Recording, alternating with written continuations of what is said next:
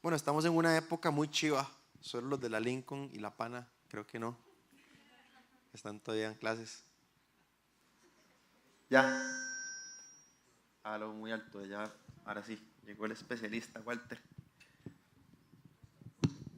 Gracias, Mae. Bueno, estamos en una época muy chiva. La gente de cole, bueno, yo no estoy en el cole, hace rato salí. De hecho, ayer me invitaron a una graduación y me sentí tan viejo porque me invitaron a una graduación y me topé a una profe que era profe ahí, ¿verdad? Y había sido profe mía en el cole. Y cuando me vio casi ni me reconoció. Y entonces decían, cuando llamaban a las estudiantes, no sé si en todos los coles, yo creo que no en todos los coles hacen eso, bueno, en este cole empezaron a llamar a los estudiantes y decían, bueno, este tiene 13 años de estar con nosotros. Entonces yo hacía las matemáticas, ¿verdad? Y yo fue puche, ¿no? Hace más de 13 años salí del cole. Y cada vez me sentía más roco. Y yo decía, mae, les enseño a la gente que de cole, que huevado. Seguro por eso los más que aburridos de estarme escuchando un mae tan viejo hablando varas de la Biblia. Pero bueno, ¿quiénes están de vacaciones ahorita? Todos. Aquí viene un uniforme, ¿qué colores se pegó, verdad? Titi.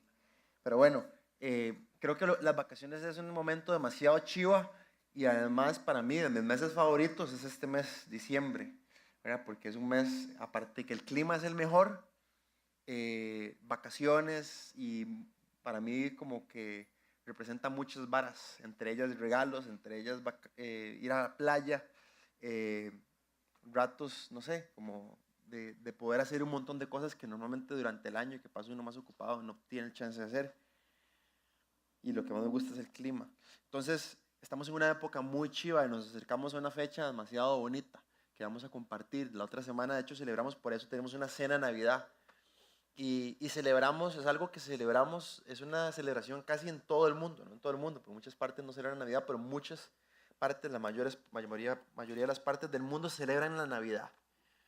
Y eso nos pone felices, porque obviamente significa muchas cosas. Un rato de compartir en familia, a algunos les regalan más que a otros, a algunos les va un poquillo mal la Navidad, pero a algunos les va demasiado bien y además desde carajillos es algo que nos emociona. Ya cuando somos más grandes, creo que vamos madurando y pensamos que no es Santa el que trae los regalos. Ya nos damos cuenta que son nuestros papás. Pero bueno, quiero hablar un poquito hoy acerca de este tema. Y creo que es algo demasiado especial. En la época de Jesús había un emperador que se llamaba César Augusto. Y era, según los historiadores, fue alguien tan poderoso porque era el sobrino de, todos han escuchado, de los que han estado en el cole, creo que han escuchado de Julio César. Y creo que supimos el poder que tuvo. Y este que era el sobrino tuvo tanto poder que llegó hasta estar en ese lugar, se llamaba César. Y es el primer César que le llaman Augusto.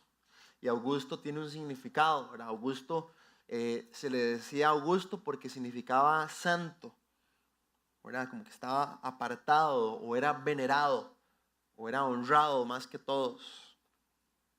Y en esa cultura que existía, ¿verdad? Romana, era alguien tan importante que la gente lo adoraba como si fuera un dios. Era alguien poderosísimo, ¿verdad? Alguien que de hecho oprimía a todos los pueblos, ¿verdad? Y toda la gente, aún los que no eran romanos, los judíos entre ellos, a que pagaran impuestos.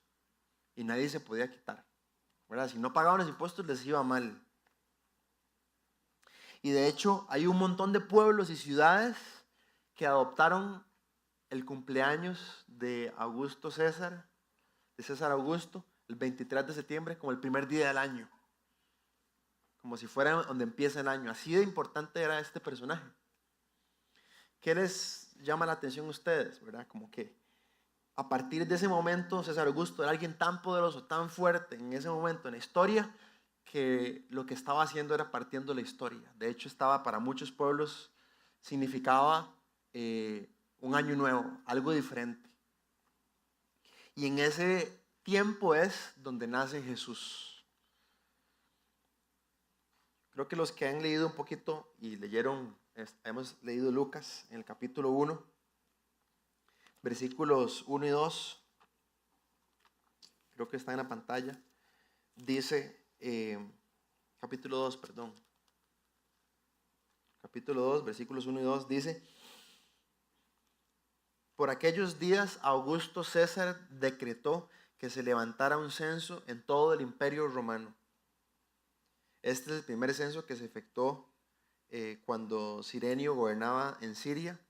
Así que iban todos a inscribirse, cada cual a su propio pueblo. Entonces, de ahí fue donde hemos conocido, ellos levantan un censo y todos si usted vivía en Cartago y usted había nacido en Orotina, tenía que irse a Orotina.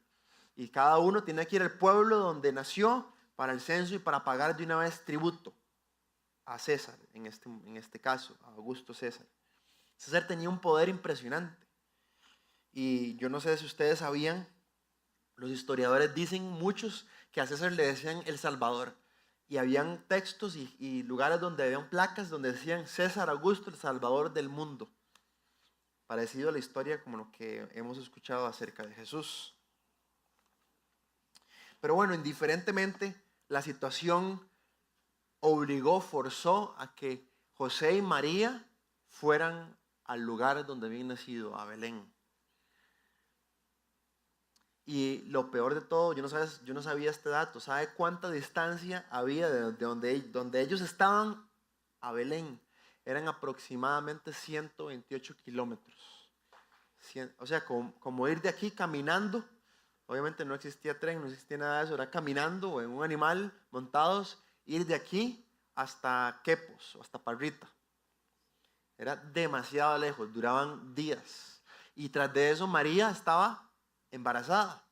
Y no solamente tenía 1 mes, 2 meses, no, estaba a punto de dar a luz. Y tenía que caminar toda esa distancia. Yo creo que los que están aquí, ninguna de las mujeres saben lo que es tener un bebé y estar embarazadas, pero yo he escuchado amigas mías que han tenido, ¿verdad?, que han estado embarazadas, que en los últimos meses no dan ganas de hacer nada, porque se cansa uno, ¿verdad? Es el peso de uno y el peso del bebé con 8 o 9 meses. Algunos tienen una panza más grande que otras, pero igual es cansadísimo. Y esto le tocó a María. Se fue forzada a ir con su esposo a este lugar. Y viéndolo en lógica humana, José y María, cuando iban de camino, eran gente insignificante. Nadie les prestaba atención. Nadie sabía que María tenía a Jesús adentro. Nadie sabía quiénes eran ellos. A mí me pasó, yo fui a Estados a estudiar, y cuando uno tiene una experiencia una experiencia donde uno va a algún lugar donde nadie sabe quién es usted, es lo peor, digamos, es un shock para uno. Y uno se da cuenta muchas de las cosas que lo definen a uno. En este caso, cuando yo fui allá, obviamente yo tenía mi vida hecha aquí en Costa Rica, tenía mis amigos, mi familia, mi carro, conocía Costa Rica como la palma de mi mano. Obviamente uno va para cualquier lugar, sabe cuál bus agarrar, sabe cuál lugar ir, si uno quiere pasarlo bien, o puede ir a buscar a un amigo si está solo un domingo, o llamar a ciertas personas para hacer algo. Y llegué allá y literalmente nadie sabe quién es Álvaro Williams, nadie sabe nada de su vida, y vos llegás y nadie sabe, vos no sabes ni siquiera cómo relacionarte con la gente, sos una persona desconocida, sos un nadie. Y entonces empezás a darte cuenta que muchas cosas te definían. En este caso, José y María partían a un lugar y realmente eran insignificantes. Caminaban y nadie era como que veía, ay, María, ay, José. Nadie sabía quiénes eran ellos. Y además no solamente eran gente insignificante y no eran nadie, sino que además campesinos, pobres, sin educación. Y esto nos dice algo demasiado chiva del mensaje de la Biblia, el mensaje de Jesús. La Biblia dice que la gracia de Dios vino por medio de Jesús. Cuando habla de la gracia, Michael habló el sábado acerca de la gracia de Dios. La gracia es de los regalos más impresionantes que podemos recibir de parte de Dios. Dice que la Biblia explica que la gracia es algo que ustedes, ninguno de los que están aquí, merece. Y es el mejor regalo que Dios nos puede dar, y sin embargo no lo da.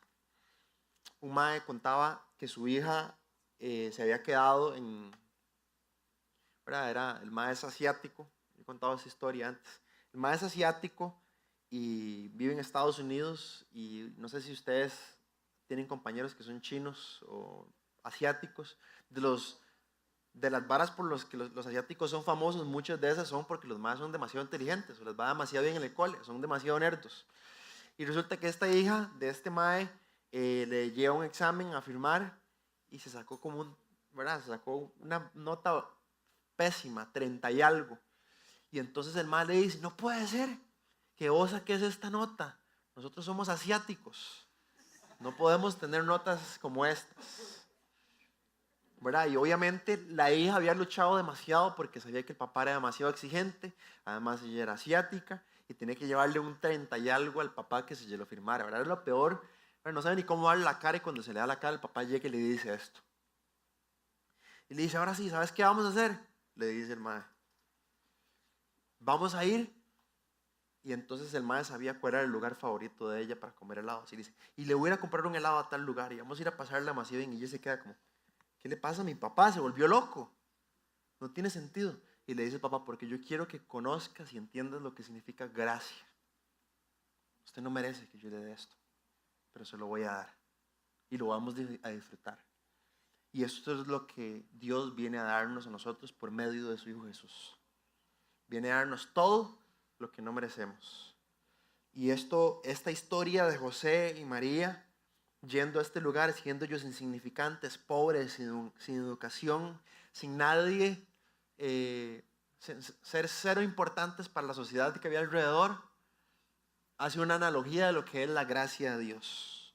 La gracia de Dios viene a aquellos que se dan cuenta que son pobres, que se dan cuenta que son insignificantes, que se dan cuenta que no pueden con sus propios medios, que ocupan ayuda externa. El Rey Jesús no viene a los orgullosos, a aquellos que se la saben toda, no viene a aquellos poderosos, sino viene a aquellos que están pobres, no tal vez monetariamente, pero sí espiritualmente, saben que están pobres y necesitados. Las cosas no siempre son lo que parecen, ¿verdad? En Miqueas, capítulo 5, versículo 10, 700 años antes de que naciera Jesús, dice esto, Miqueas, el profeta, hablando de lo que iba a suceder. Le dice, pero de ti, Belén, Éfrata. Belén es esta ciudad donde todos ellos, José y María, iban caminando, se iban dirigiendo. Pero de ti, Belén, pequeña entre los clanes de Judá. O sea, una ciudad insignificante, una ciudad que tal vez, ¿verdad? Cuando vieron y dijeron que Jesús había nacido de ahí, y veían todo lo que hacía, decían, algo bueno pueden hacer de ahí, porque la veían la ciudad más insignificante. Y dice, saldrá el que gobernará a Israel, sus regiones se remontará hasta la antigüedad, hasta tiempos inmemorables. El bebé que cargaba María no era aquel que era poderoso, que recaudaba impuestos y oprimía a toda la gente y que toda la gente le temía, que era Augusto César, sino que era Jesús. El bebé que llevaba María no era un hombre que se había hecho Dios, sino era Dios que se había hecho hombre. Yo no sé si ustedes sabían, alguien tal vez sabe qué edad tenía más o menos María cuando iba de camino, cuando estaba embarazada y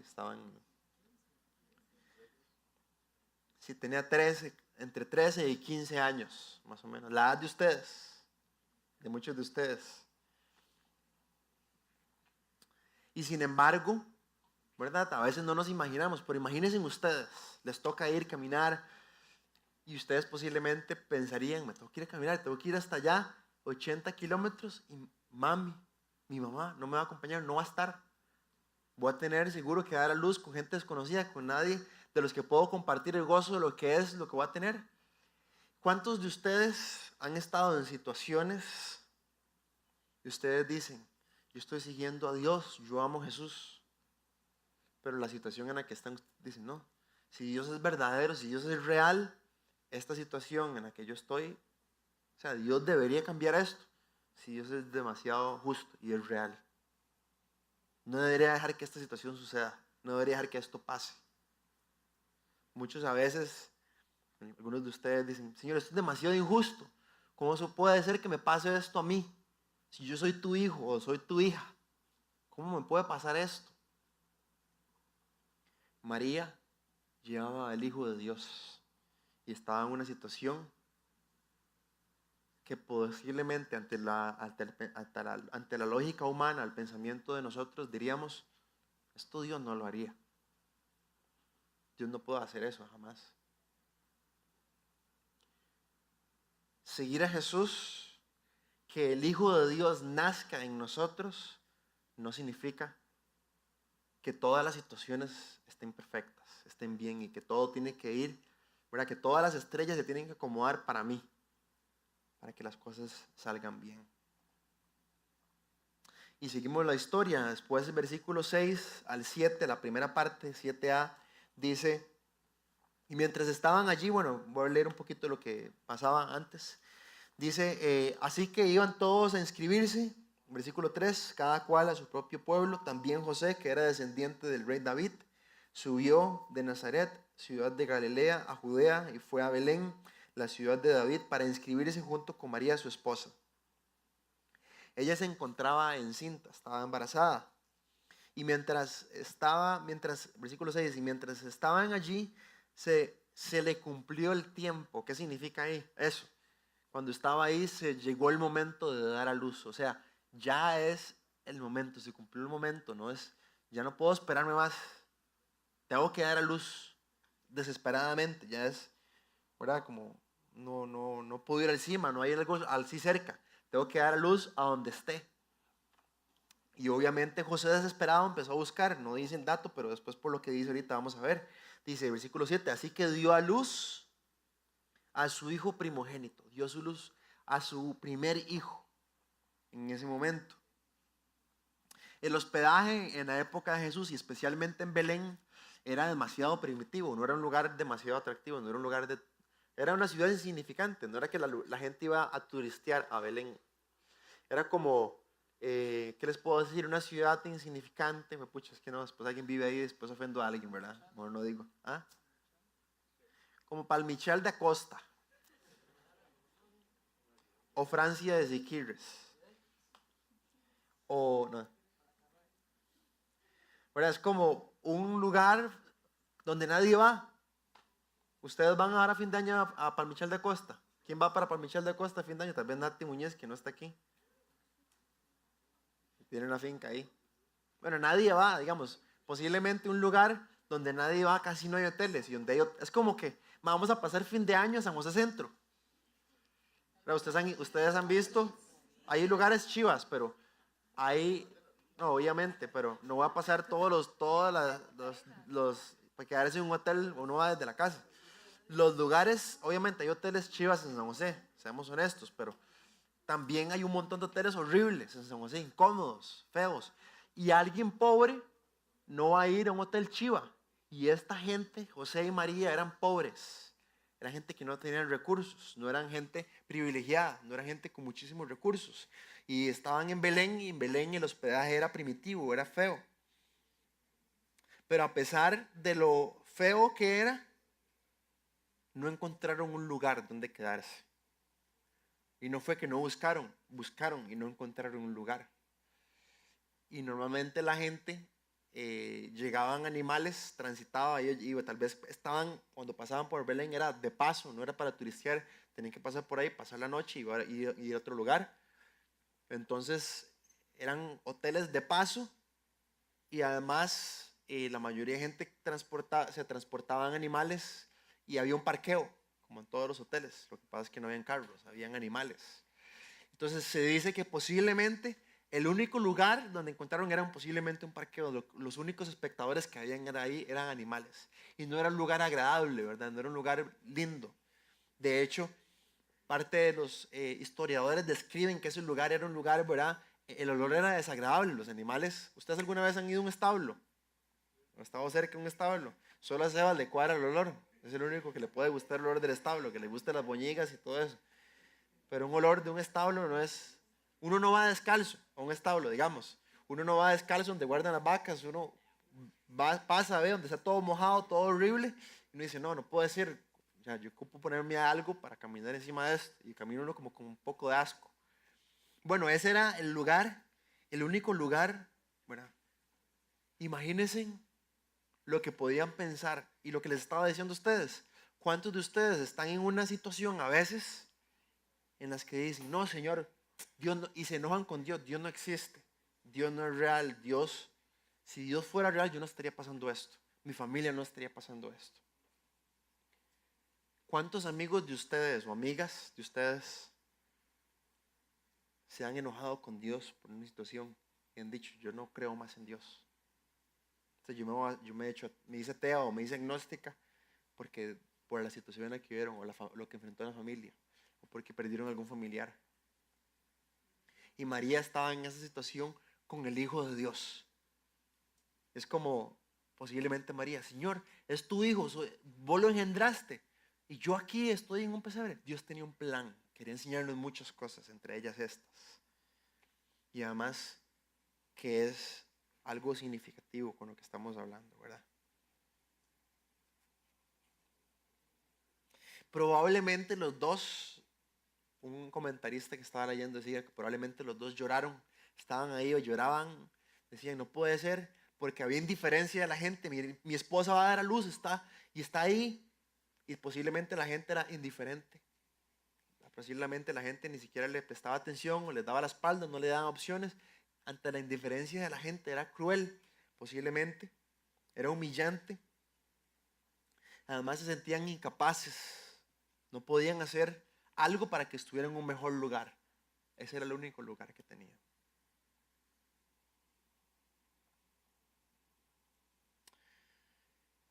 Posiblemente sentían vergüenza.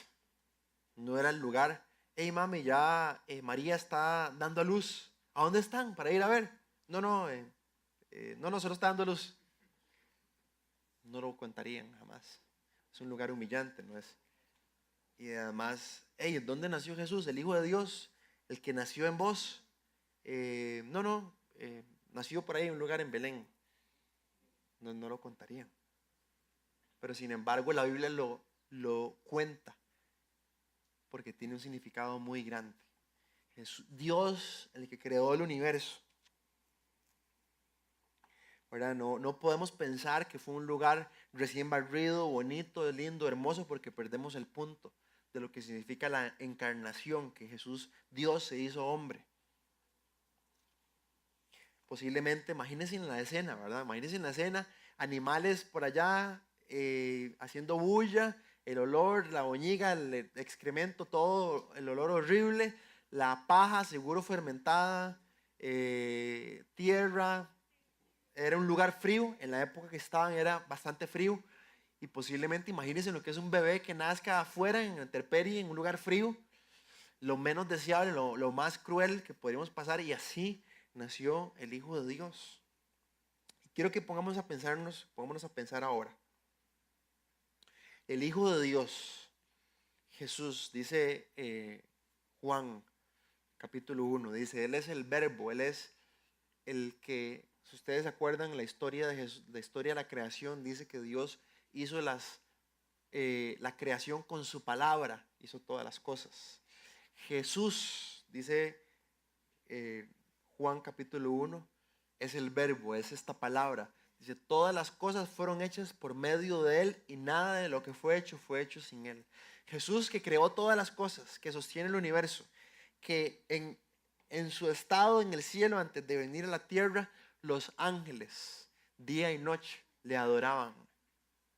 Estaba en el lugar más cómodo. Dice en Salmos que Él se humilla a mirar el cielo y la tierra, las galaxias, ¿verdad? Las sostiene todas. A las estrellas les pone su nombre.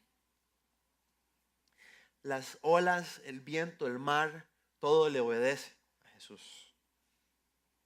Le dijo Job, capítulo 38, leo, versículo 4 al 9.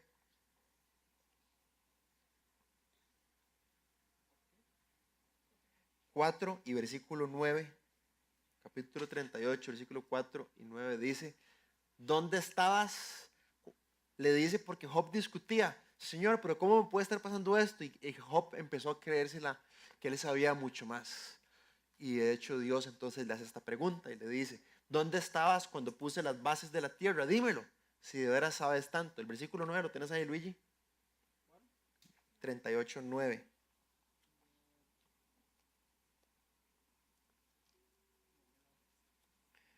Lo voy a leer yo.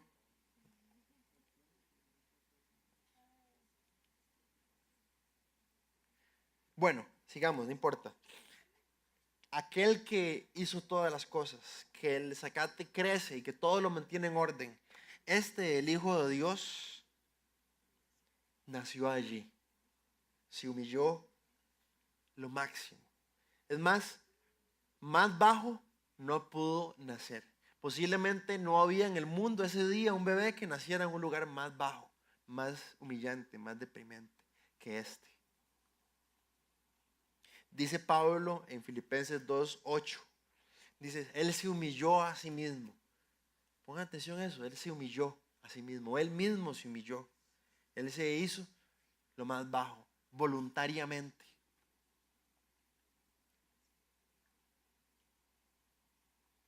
Y versículo 7 termina el relato, dice, así que dio a luz María a su hijo primogénito y lo envolvió en pañales y lo acostó en un pesebre porque no había lugar para ellos en la posada.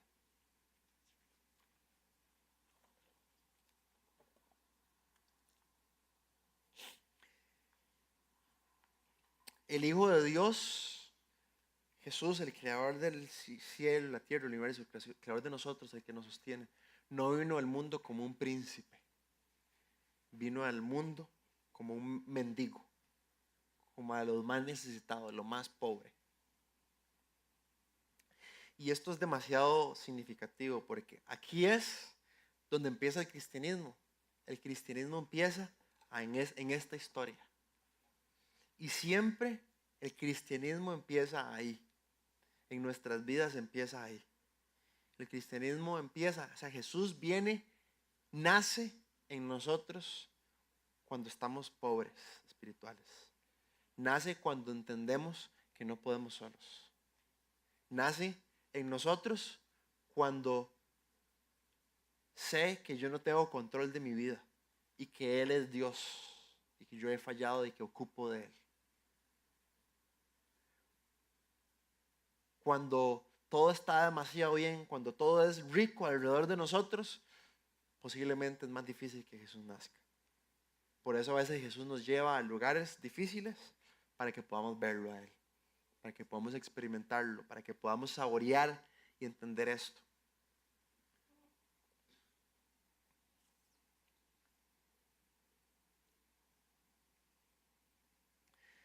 Dice Pablo, hay un versículo muy bonito en 2 Corintios 12, tenemos ahí. Es que no me salen en el iPad, entonces no sé los versículos que tengo todos, pero más o menos me los sé. Pablo dice en 2 Corintios 12, dice, 3 veces le rogué al Señor que me quitara.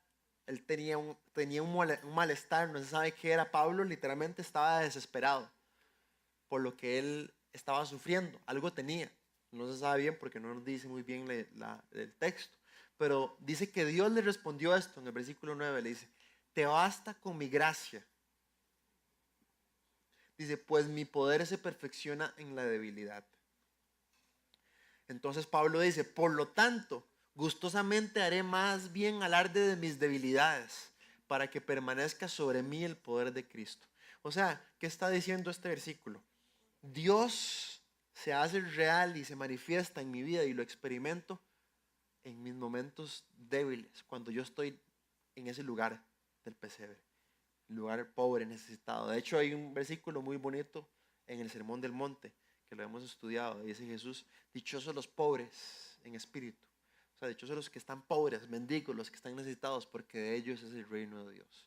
Y Jesús utiliza muchos versículos refiriéndose a esto.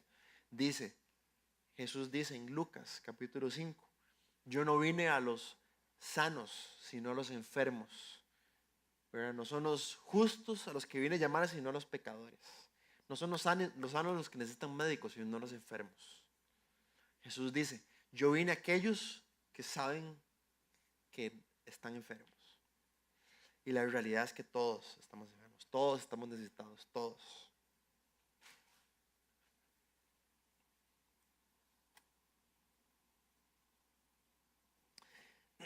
Hay otro versículo de Corintios ahí, no me acuerdo cuál era.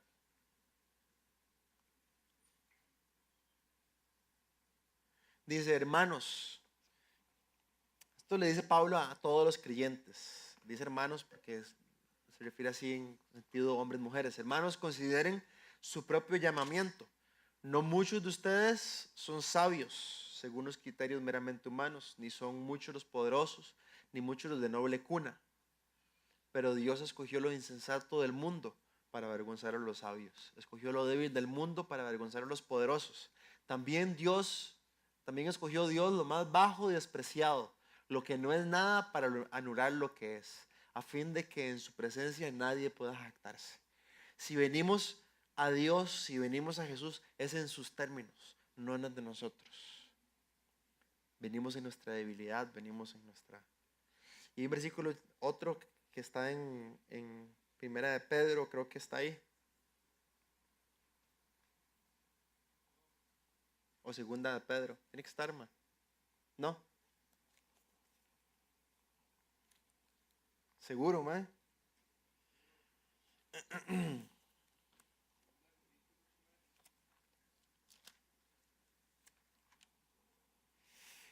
Bueno, dice, sí, ese es. Ese era, no era Pedro. Dice, y conocen, y vea que chiva, porque es exactamente lo que estábamos hablando, la gracia de Dios. Y dice, y conocen, dice, la gracia de nuestro Señor Jesucristo. Dice, aunque era rico, Jesús vivía en gloria, esplendor, aunque era rico, dice, por causa de ustedes, de todos los que están aquí, Jesús, siendo rico, voluntariamente, Él escogió y dijo, yo me hago pobre. Dice, para que mediante su pobreza ustedes llegaran a ser ricos.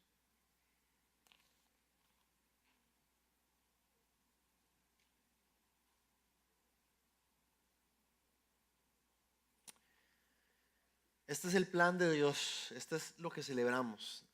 La Navidad no es el que nos den más o el consumir o la emoción de que simplemente nos den un montón de regalos o que la vamos a pasar demasiado bien o hay vacaciones. La Navidad es admirar, celebrar, es simplemente reconocer, es asombrarnos que aquel que gobierna, que hizo el universo, se hizo pobre para hacerme mi rico.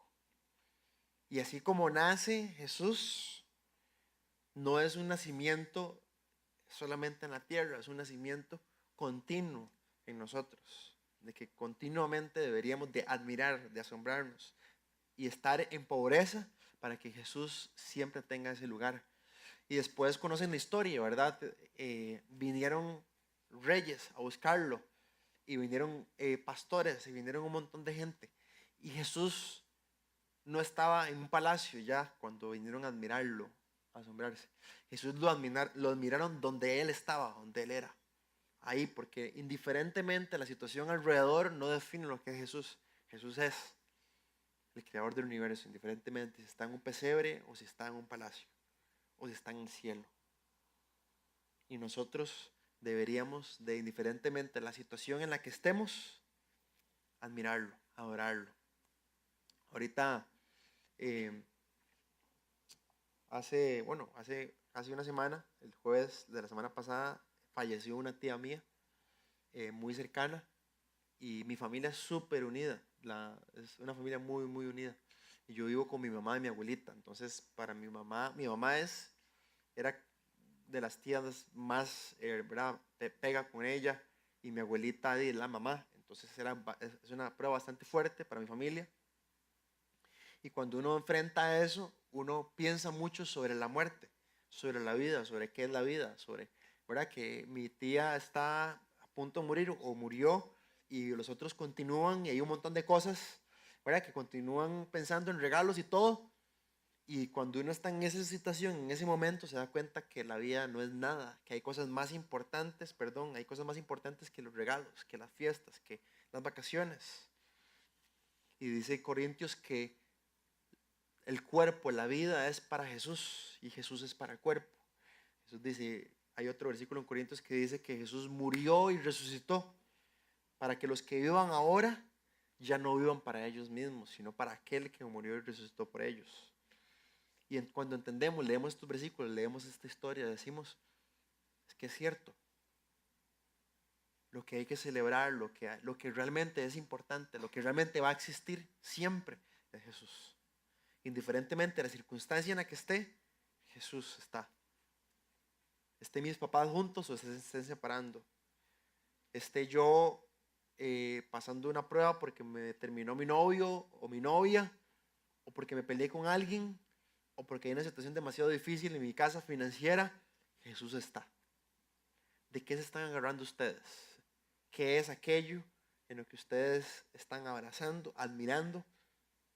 Porque puede ser cosas demasiado inestables, pero si es Jesús, es lo mejor que puede pasar en nuestras vidas. Es lo más estable que podemos tener. San Agustín, cuando pensaba en la encarnación, San Agustín era de los hombres más influyentes en la iglesia, decía, radicalmente sabio Dios cuando hizo esto. Es ridículamente sabio, Él es ridículamente sabio, radicalmente sabio.